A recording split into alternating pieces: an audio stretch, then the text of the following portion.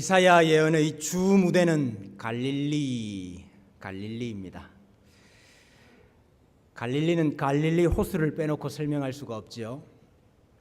갈릴리는 두 개의 또 다른 이름이 더 있습니다. 긴네렛 혹은 게네사렛이라는 이름도 있습니다. 왜 긴네렛이라 하는고 하면 이 갈릴리 호수가 하프 모양을 닮았다. 그래서 이 하프가 히브리어로 키노르입니다. 그래서 거기서 긴네렛이라는 이름이 나왔습니다. 또 다른 이름은 디베랴입니다. 로마 황제였던 티베리우스 때에 이 헤롯 안티파스가 이 지역을 이 황제 티베리우스에게 바칩니다 하는 뜻에서 이곳 이름을 디베랴라 이렇게 지었기 때문입니다. 그래서 갈릴리, 또 긴네렛, 디베랴는 다 같은 말입니다. 갈릴리 바다를 우리 성경에 보면은 갈릴리 호수지요. 갈릴리 호수를 우리 성경에 보면 갈릴리 바다라 이렇게 많이 기록을 하고 있습니다. 이 담수호인데 호수인데 이걸 바다라 이렇게 표현을 해요. 그 이유는 히브리어 단어에 얌이라는 단어가 있는데 이 얌이라는 단어가 호수에도 쓰이고 바다에도 쓰이기 때문에 그렇습니다. 그냥 물이 많이 모여 있는 곳을 다 얌이라 그렇게 합니다. 그래서 이제 이것을 헬라어로 번역을 하면서 때로는 바다라고 번역하기도 하고 때로는 호수라 이렇게 번역하기도 하는 것입니다. 갈릴리 호수는 세계에서 가장 낮은 담수호입니다. 해발 마이너스 210m 되는, 남북 길이가 23km고요. 동서의 너비가 13km고 둘레의 길이가 53km에 이릅니다. 그래서 면적을 따지면은 166제곱킬로미터가 됩니다. 여러분 울릉도 있지 않습니까? 울릉도 섬 면적이 73제곱킬로미터 정도 된답니다. 갈릴리 호수가 울릉도 섬의 한 2배 정도 크기가 되는 겁니다. 어마어마하게 큰 호수죠. 참 바다라 말해도 될 정도입니다. 최대 수심이 43m고요. 그 안에 40여 종의 어류들이 살고 있습니다. 이스라엘은 물이 귀한 나라 아닙니까? 그러나 갈릴리 호수의 수량은 항상 풍부합니다. 왠고하니까 저 위에 있는 헐몬산은 만년설입니다. 헐몬산에서 눈이 녹아가지고 늘 이렇게 물이 채워집니다. 오늘날 이스라엘 전체 식수량의 70%를 이곳에서 공급을 하고 있습니다. 또 갈릴리 호수에서 끌어올린 이 물을 장장 370km나 되는 긴 관계 수로를 통해서 제일 남단 네겝 사막까지 이 물을 이동을 시킵니다. 그래서 그 사막에 농사를 짓고 그 사막이 푸른 옥토로 변화되는 일들이 일어나고 있습니다. 이 갈릴리 바다는 평지보다 한 200m 정도 낮기 때문에 헐몬산에서 내려오는 이 찬 공기와 또 갈릴리 바다에 있는 이 더운 공기가 만날 때에 때로는 풍랑이 일고 회오리가 발생하기도 합니다. 그래서 갈릴리 바다의 풍랑이 잦습니다. 우리 예수님께서 제자들과 함께 이 갈릴리 바다 건널 때도 풍랑을 만나신 적이 많이 있죠. 근데 오늘 성경에 보니까 이 갈릴리 땅을 스불론과 납달리 땅이라 이렇게 말씀을 하셨어요.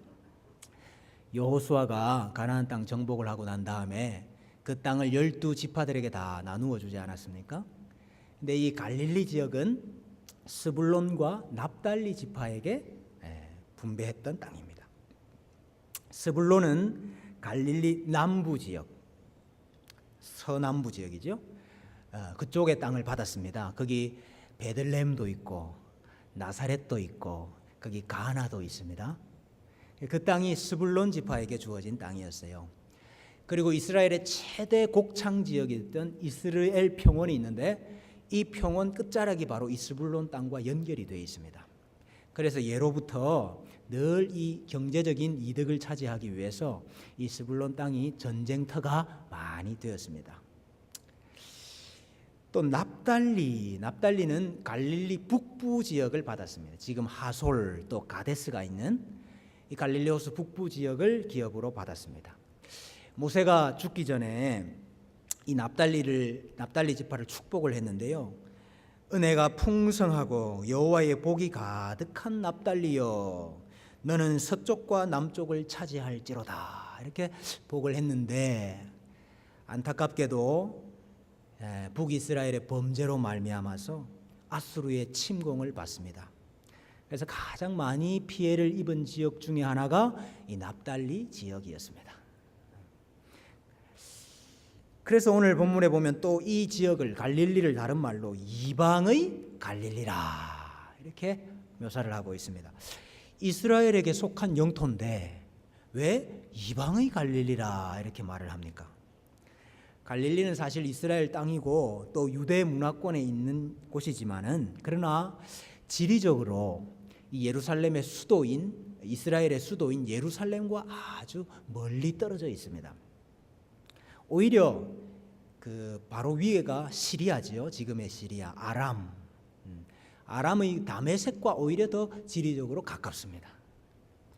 또 이 갈릴리를 보면은요, 애굽의 나일강 문명과 또 바벨론의 이 메소포타미아 문명이 서로 교차하는 지역에 이 갈릴리가 위치를 하고 있습니다. 이런 지정학적 위치 때문에 이 갈릴리는 수많은 도로와 골목들이 잘 발달이 되어 있습니다. 대표적으로 해안도로, 해안길, 이 국제도로거든요.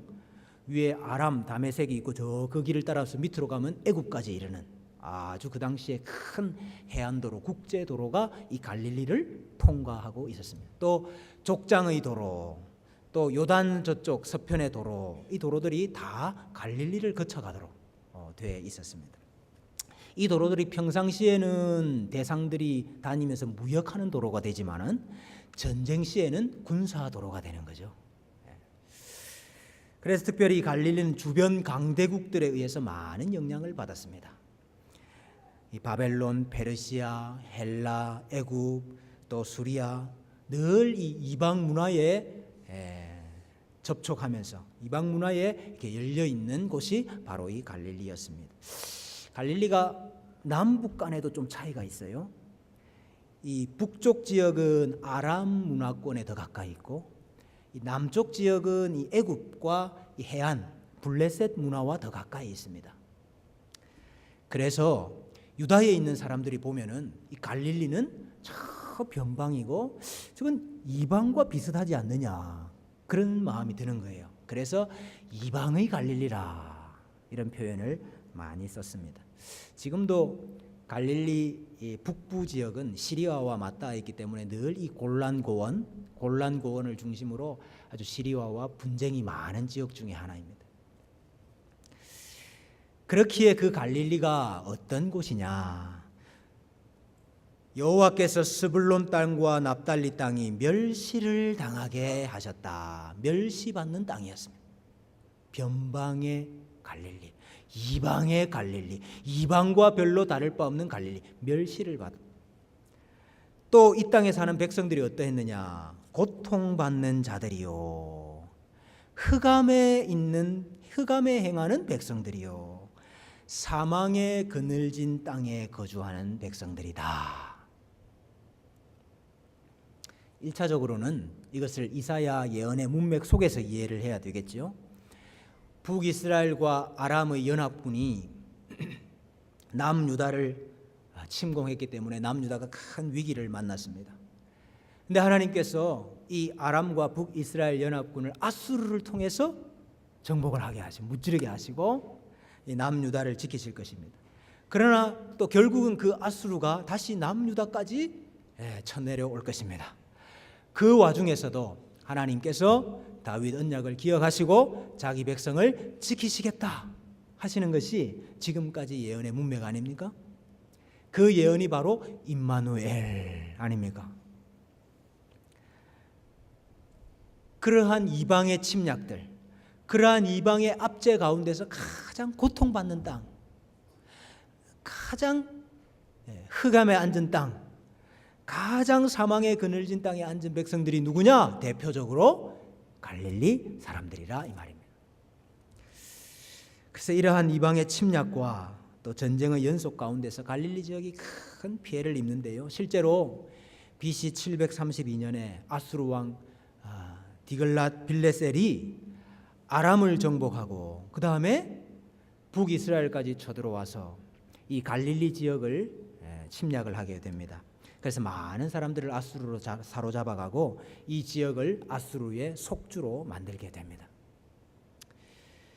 그런데 오늘 이렇게 고통받는 자들의 갈릴리, 또 흑암과 사망의 그늘진 땅인 갈릴리, 이스라엘에 속해 있으면서도 이방과 별반 다를 바가 없는 이 갈릴리에게 하나님께서 놀라운 약속을 주시고 계십니다. 해변길과 요단 저쪽 이방의 갈릴리를 영화롭게 하셨느니라. 흑암에 행하던 백성이 큰 빛을 보고, 흑암은 슬픔입니다. 흑암은 절망입니다. 흑암은 고통이고 환난입니다. 그 가운데 있던 백성들이 큰 빛을 보았다. 사망의 그늘진 땅, 생명의 빛이 전혀 없는, 소망이 없는 이 땅에 하나님께서 자신의 빛을 비추어 주시니까 영광의 빛이 비추었습니다. 그랬더니 주께서 이 나라를 창성하게 하시며 하나님께서 이 백성의 수를 다시 많아지게 하셨다. 사실은 아수르의 이방에게 사로잡히고 죽고 그래가지고 수가 다 줄어들었거든요. 근데 이제 그 백성의 수가 다시 많아지게 하시겠다. 또 그들에게 새로운 즐거움을 주시는데 어떤 즐거움을 주시느냐? 추수하는 즐거움, 탈취하는 것을 나누는 즐거움을 주시겠다. 여러분, 농부가 추수하는 날, 많은 추수하는 것, 그거보다 더 기쁜 날이 어디 있겠습니까? 군사가 전쟁에 나가서 승리를 하고 탈취한 것들을 나누는 그 즐거움보다 더 큰 즐거움이 어디 있겠습니까? 가장 큰 즐거움을 너희들에게 주겠다 약속을 하셔요. 또 4절에 보니까 그들이 무겁게 맨 멍에와 그들의 어깨의 채찍과 그 압제자의 막대기를 주께서 꺾으시겠다. 아수르를 비롯해서 이방 나라들이 압제를 합니다. 또 학정을 합니다. 그것에서부터 이제 다 벗어나게 해 주시겠다. 해방시켜 주시겠다. 자유를 주시겠다 하시는 말씀이죠. 그래서 미디안의 날과 같이 하시겠다. 여러분, 미디안의 날이라는 것은 사사시대를 말하는 것인데요. 사사시대 미디안이 이스라엘을 정복해가지고 7년 동안 이스라엘을 심하게 괴롭혔습니다. 그때 하나님께서 기드온이라는 사사를 들어서 미디안을 다 무찔렀지 않습니까? 그때와 같은 날, 그날을 주시겠다 하는 약속입니다. 5절에 보니까 어지러이 싸우는 군인들의 신과, 군화지요, 피 묻은 겉옷이 불에 섭같이 살라지리니, 섭은 불쏘시개를 말하는 겁니다. 조금만 불이 붙어도 확 다 타버리는 섭같이, 불쏘시개같이 군사들이 신었던 신발, 병사들이 입었던 옷, 그것을 다 태우게 될 것이다. 여러분, 이 말이 무슨 말입니까? 이제는 전쟁할 필요가 없어서, 전쟁 끝나서 전쟁에 사용했던 것들 이제 다 처리한다는 것입니다. 전쟁을 끝나게 하시고 승리와 평화를 주시겠다 하는 약속의 말씀을 오늘 이 갈릴리에게 주시고 계십니다. 그런데 이 약속이 어떻게 이루어질 것이냐? 하나님께서 주신 이 약속이 어떤 방법을 통해서 성취될 것이냐? 이는 한 아기가 우리에게 낳고 한 아들을 우리에게 주신 바 되었는데, 한 아기의 탄생을 통해서 하나님께서 이 약속을 이루시겠다는 것입니다. 문맥적으로 보면은 이 아기는 임마누엘입니다. 지금까지 계속 아기 임마누엘을 이야기했잖아요. 오늘 여기 말씀하는 아기는, 한 아기의 태어남은 임마누엘을 말하는 것이죠. 전쟁과 약탈, 압제와 학정, 흑암과 사망의 그늘에서 벗어나게 하는 방법이 무엇이냐? 한 아기가 태어나는 것입니다. 여러분, 이것은 크게 두 가지 의미를 가지는 사건입니다. 첫째는 하나님께서 하나님의 나라를 회복시키시고 다시 세우시는 방법을 말하고 있는 겁니다. 여러분, 사람은 언제나 하나님의 나라를 무너뜨립니다. 하나님께서 구원하신 자기 백성들조차도 하나님의 나라를 망가뜨립니다. 그래서 하나님의 나라가 늘 무너져요. 늘 깨어지고 늘 부서집니다. 그러면 하나님은 어떻게 그 무너지고 부서진 하나님의 나라를 다시 회복시키고 세우시느냐? 한 사람을 선택하고 한 사람을 불러내어서 그 한 사람을 통해서 하나님의 나라를 다시 세워나가세요. 그게 하나님 방법이에요. 여러분, 에덴 동산이 뱀에 의해서 무너졌습니다. 파괴되었습니다. 그렇게 하나님의 나라가 파괴되었을 때에 하나님께서 한 사람 아벨을 통해서, 셋을 통해서 하나님의 나라를 다시 세우시지요. 가인의 후손들에 의해서 무너진 하나님의 나라, 철저하게 무너져버린 그 하나님의 나라를 하나님은 한 사람 노아를 선택하시고 부르셔서 그 무너진 하나님의 나라를 다시 세우셨습니다. 사람들이 협력하여서 뜻을 모아서 바벨성을 짓고 바벨탑을 만들어서 하나님의 나라를 대항할 때에 하나님은 한 사람 벨렉, 한 사람 아브라함을 선택하시고 불러내어서 그 파괴된 하나님의 나라를 다시 세워 나가셨습니다.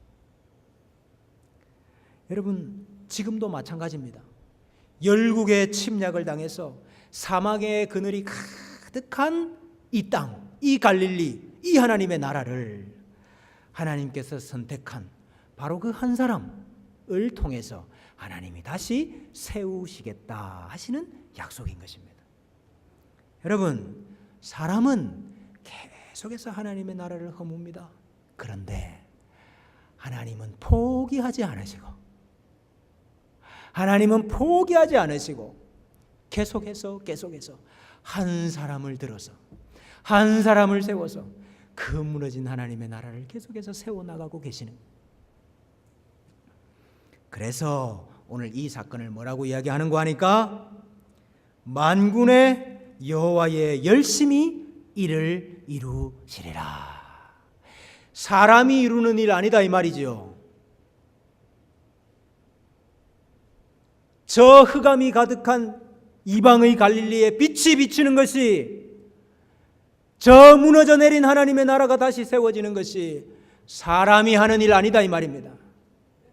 만군의 여호와의 열심히 이루시는 일이다 하는 것을 우리에게 말씀해 주고 있습니다.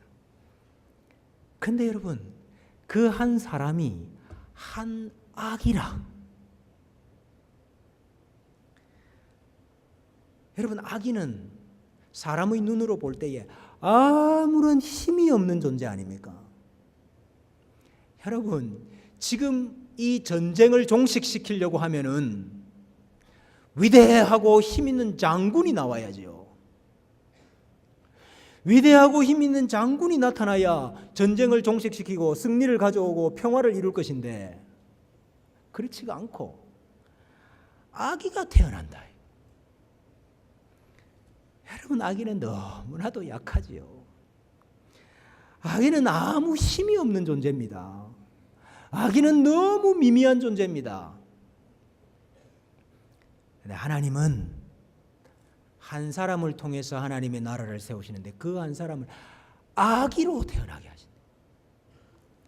사람의 눈으로 볼 때는 아무런 힘이 없고 사람의 관점으로 볼 때는 미미하고 작고 무가치해 보이는 그것을 통해서 하나님께서 하나님의 나라를 다시 세우신다 하는 것을 말씀하고 있는 것입니다. 여러분, 사람은 언제나 생각하기를 이 무너진 하나님의 나라를 다시 세우려고 하면은 크고 강하고 힘 있는 것이 있어야 되지 않겠느냐, 이렇게 생각을 합니다만은 하나님은 그렇게 일하지 않으시고 작고 미미하고 힘없고 나약한 그 한 사람을 통해서 하나님의 나라를 다시 세우시는 것입니다. 만군의 여호와의 열심히 일을 이루시리라. 무슨 말입니까? 사람의 방식이 아니다 이 말입니다. 강하고 힘있고 뛰어나고 위대한 방식 아니다 이 말입니다. 하나님의 방식. 하나님의 방식으로 하나님께서 자기 일을 하신다 하는 것을 우리에게 말씀하고 있습니다. 우리는 이 아기가, 이 임마누엘이 예수 그리스도로 성취되었다 하는 것을 잘 알고 있습니다. 우리 예수님께서 이 땅에 오실 때 아기로 오셨습니다. 왕이시지만 예루살렘 왕궁에서 나신 것이 아니고 가축의 울음소리가 가득한 구유에 나셨어요. 그 어떤 공격을 받아도 끄떡없는 불사조로, 장군으로 이 땅에 오신 것이 아니고 모든 인간의 질고와 고통과 아픔을 그대로 다 당하시는 아기로, 사람으로 이 땅에 오셨습니다. 유대주의자들과 로마 병사에 의해서 끌려가서 십자가에 죽임을 당하는, 못 박히는 참으로 연약하고 힘없는 한 사람으로 이 땅에 오셨습니다. 우리 예수님께서 이 땅에 오셔서 공생애를 사시고 사역을 하시는데 그 공생애의 90%를 변방의 갈릴리에서 행하셨습니다. 당시 갈릴리는 여전히 이방의 압제 가운데 있었습니다. 로마라는 나라가 압제하는 곳이었습니다. 민족주의자들과, 로마로부터 해방해야 한다 하는 민족주의자들과 친로마주의자들이 서로 갈등을 빚고 서로 대치하는 곳이었습니다. 가난한 자들과 병든 자들과 쫓겨난 사람들이 모여 사는 동네가 많은 곳이 이 갈릴리 지역이었습니다. 정치 종교의 중심지였던 예루살렘이 아니고 절망의 구레가 두르던 그 사각지대 갈릴리에서 우리 예수님께서 공생애의 90%를 사역하셨습니다. 근데 우리 예수님께서 이 이사야의 예언을 이루시는데 로마를 무찌르고 로마를 그 땅에서 물러가게 하는 방식으로 이 예언을 이루신 것이 아닙니다. 여러분, 이스라엘이 지금 이방의 갈릴리가 이런 압제를 당하고 이런 고통을 당하는 이유가 뭡니까? 단순하게 보면 1차적인 이유로 보면은 아수르가 침략을 했기 때문이고 이방 나라가 지금 점령을 하고 있기 때문이지요. 그러나 그것은 본질적인 이유가 아니죠. 왜 이스라엘이 이러한 괴로움 가운데 있습니까? 왜 이방의 압제 가운데 있습니까? 죄 때문입니다. 죄 때문에 이방의 압제를 당했고, 죄 때문에 포로로 끌려갔고, 죄 때문에 하나님의 나라가 무너졌고, 죄 때문에 하나님 나라의 평화가 깨어진 거죠. 그래서 우리 예수님께서 단지 로마 병사를 몰아내는 것으로 하나님의 나라를 완성하시고 이 평화를 가져오시는 것이 아니고, 예수님은 오셔서 그 죄의 문제를 해결하십니다. 너희가 사탄의 지배 아래 있구나. 그래서 우리 예수님께서 그들을 사탄의 권세에서부터 해방시키셨습니다. 빼내주셨습니다. 죄 가운데 있는 백성들, 죄의 문제를 해결할 방법이 없습니다. 우리 예수님께서 십자가로 그 죄의 문제를 다 해결해 주셨습니다. 사탄을 몰아내시고 귀신을 내어 쫓으시고 죄의 문제를 해결하심으로 이 이방의 갈릴리에 하나님의 나라를 다시 세워주셨던 것입니다. 그래서 사탄의 지배 아래 있던 신음하는 백성들, 고통당하는 백성들, 사망의 그늘질 가운데 있었던 백성들, 그 백성들 불러내어서 하나님의 영광스러운 빛, 하나님과 화목하게 되는 평화, 그것을 이루어 주셨던 것입니다. 저는 우리 가운데 이방의 갈릴리가 있다, 그렇게 생각을 합니다.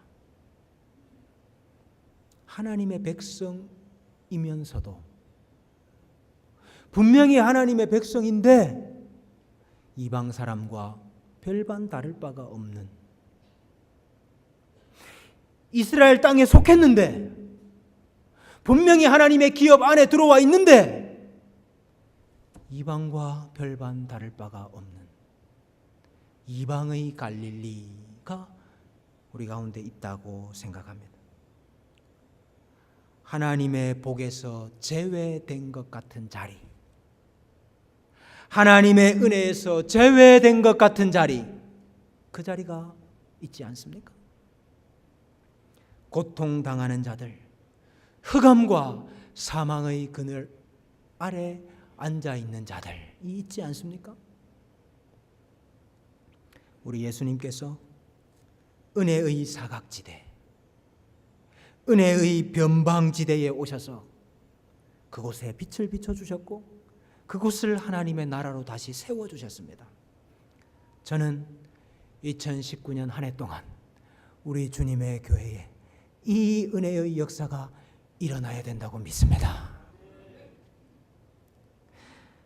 여러분, 왜 갈릴리가 이방의 갈릴리가 되었어요? 왜 갈릴리가 이방의 갈릴리가 되었습니까? 왜 하나님께서 왕이신데 열국의 왕들이 쳐들어와서 내가 서로 왕이 되겠다고 이것이 전쟁터가 됩니까? 하나님이 왕이신데 왜 서로 자기 것이라고 말합니까? 다 하나님의 것이죠. 여러분, 왜 우리 가운데 평화가 깨어집니까? 왜 우리 가운데 화평이 깨어집니까? 왜 우리 가운데 여전히 무겁게 맨 멍에가 있습니까? 왜 내 어깨를 짓누르는 채찍이 있고 막대기가 있습니까? 하나님께서 말씀과 같이 예수 그리스도의 영광의 빛을 은혜의 사각지대, 은혜의 변방지역에 비춰주실 줄로 믿습니다. 흑암과 사망의 그늘이 물러가고 슬픔의 날이 끝날 줄로 믿습니다. 평화와 안식의 날이 임하게 될 줄로 믿습니다.